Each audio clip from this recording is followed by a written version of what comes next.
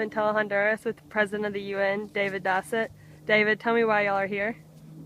Today actually 5 Central American presidents met together to try to agree on a solution for the insurgents and hopefully get them to disband.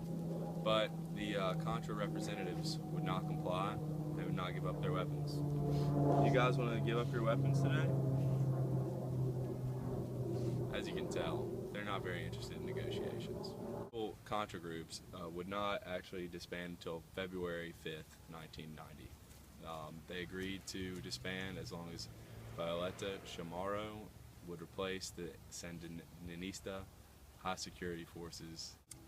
Okay, here we are in spring of 1990. The ONUCA, or the United Nations Observer Group in Central America, their role in the region has become trying to get the rebel groups to disband, and they're kind of a third-party mediator in hoping that the Contra group will disband as soon as possible. Sí, señor. Sí, señor. Sí, señor. En tus caricias de verdad y sabor.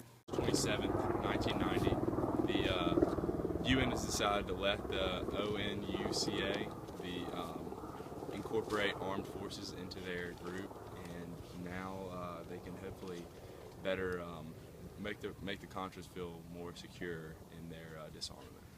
March 27th, 1990, the UN Security Council has authorized armed personnel and a Venezuelan military battalion to escort the ONUCA in their efforts to disarm the Contra group. Chamorro's government has and the Contras have met and signed the Toncontín Accord, which the Contras have agreed to disarm and or disarm before April 25th, which is Chamorro's inauguration. All right, rebel resistance leader, are you going to give up your weapons? Okay, fair enough. All right. May 30th, 1990, the Managua Protocol on Disarmament begins. As you already know, the Contras are trying to, they're claiming to give up their weapons on June 10th. The government withdraws forces even further from the allotted 20 kilometers that they had suggested in the 7 zones.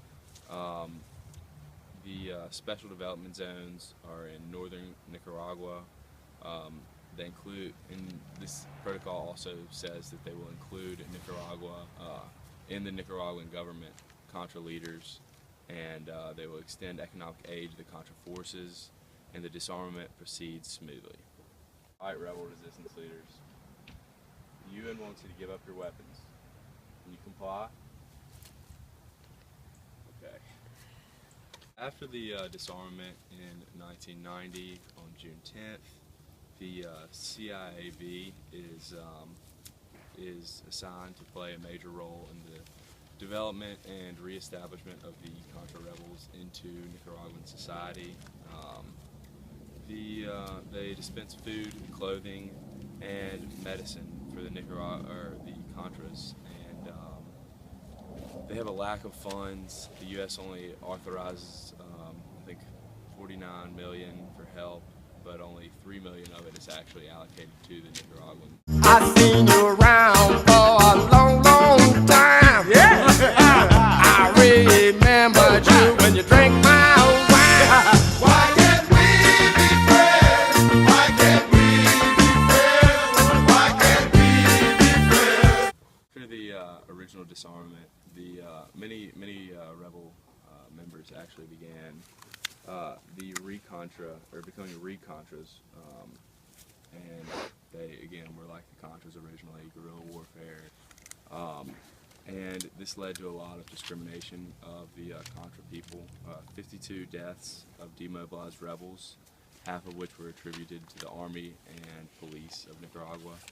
128 detentions of formal rebels, 159 threats to rebels were reported, and 72 attacks that produced injury were also recorded in this rebuilding stage after the Contras were disarmed.